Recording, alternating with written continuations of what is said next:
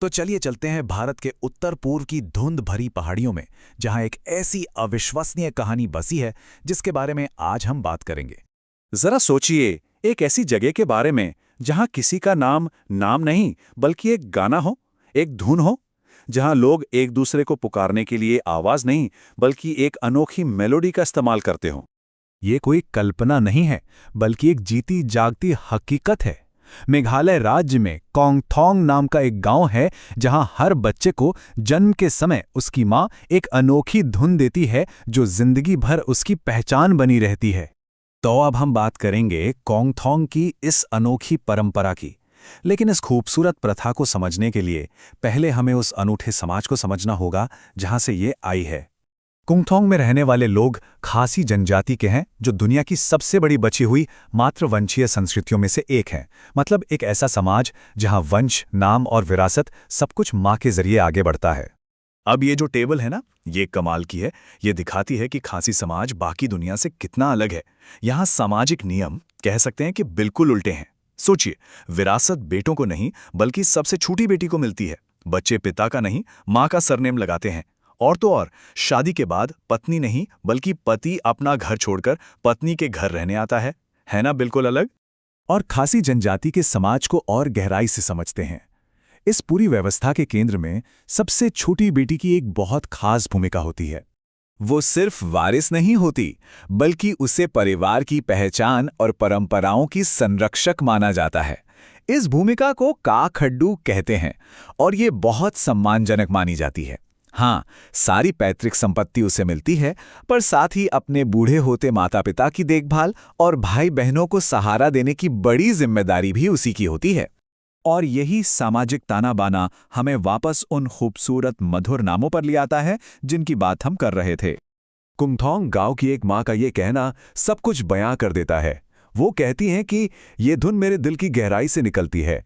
ये मेरे बच्चे के लिए मेरी खुशी और मेरे प्यार का इजहार है। हर धुन प्यार की एक गहरी निजी अभिव्यक्ति है। इस परंपरा का जो नाम है ना, वो अपने आप में ही पूरी कहानी कह देता है। इसे कहते हैं जिंगवाई लोबई। इसका मतलब है पहली महिला का गीत, या कह लीजिए कुल माता का गीत। तो मतलब साफ है, ये परंपरा सीधी सीधी मां से, स्त्री वंश से जुड़ी हुई है। इसकी जड़ें बहुत गहरी हैं। अच्छा, तो ये सिस्टम काम कैसे करता है? असल में हर इंसान के लिए दो धुनें होती हैं। एक लंबी पूरी मेलोडी, जिसे जंगलों और खेतों में दूर से पुकारने के लिए इस्तेमाल किया जाता है, और एक छोटी धुन जो एक निकनेम की तरह है, जिसे गांव में रोजमर्रा की बातचीत में इस्तेमाल करते हैं। और ये धुन जिंदगी भर उस इंसान की पहचान रहती है। लेकिन जैसा कई प्राचीन परंपराओं के साथ होता है, ये खूबसूरत प्रथा भी आधुनिक दुनिया के दबाव का सामना कर रही है। ये धुनें अब धीरे धीरे फीकी पड़ रही हैं।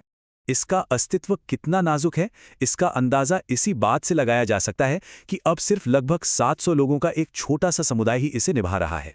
इस संख्या को सही नजरिए से देखने के लिए इस चार्ट को देखिए। स्पेन की सिल्बो गोमेरो और तुर्की की पक्षी भाषा, ये भी सीटी वाली भाषाएं हैं और इन्हें यूनेस्को से मान्यता भी मिल चुकी है। इन्हें बोलने वालों की संख्या हजारों में है। उनकी तुलना में जिंगवाई लोबे को जानने वाले बहुत बहुत कम रह गए हैं। तो सवाल ये है कि आखिर इस परंपरा पर खतरा क्यों मंडरा रहा है? देखिए, वजहें कई हैं। एक तो नई पीढ़ी पढ़ाई लिखाई और नौकरियों के लिए शहरों की तरफ जा रही है। फिर खासी और दूसरी भाषाओं का इस्तेमाल इतना बढ़ गया है कि ये धुन कहीं दब सी गई हैं। और सबसे बड़ी मुश्किल, इनका कोई लिखा हुआ रूप नहीं है, कोई नोट्स नहीं, कोई बोल नहीं। तो इन्हें संभाल कर रखना, आर्काइव करना बहुत मुश्किल काम है। तो बात सिर्फ कुछ धुनों के खो जाने की नहीं है, खतरा एक पूरी की पूरी सांस्कृतिक पहचान के मिट जाने का है। तो क्या कुछ किया जा रहा है ताकि ये धुनें हमेशा के लिए खो ना जाएं? चलिए देखते हैं कि इस अमूर्त विरासत को बचाने के लिए क्या कोशिशें हो रही हैं। अच्छी खबर यह है कि कोंगथोंग के सांस्कृतिक महत्व को अब भारत और दुनिया भर में पहचान मिल रही है। 2023 में इसे राष्ट्रीय स्तर पर बेस्ट टूरिज्म विलेज का अवार्ड मिला। इसे यूनाइटेड नेशंस के एक बड़े अवार्ड के लिए भी नॉमिनेट किया गया। लेकिन यूनेस्को की अमूर्त सांस्कृतिक विरासत की लिस्ट में जगह बनाना अभी बाकी है। और ये एक बहुत बड़ा सवाल खड़ा करता है, न सिर्फ कोंगथोंग के लिए, बल्कि दुनिया भर की उन सभी संस्कृतियों के लिए जो अपनी अनोखी पहचान को बचाने की कोशिश कर रही हैं। कि सदियों से जो परंपरा सिर्फ सुनकर एक पीढ़ी से दूसरी पीढ़ी तक पहुंची है, वो इस डिजिटल दुनिया में कैसे जिंदा रहेगी। और आखिर में जिंगवाई लॉबेई का भविष्य हमें एक बहुत जरूरी बात याद दिलाता है।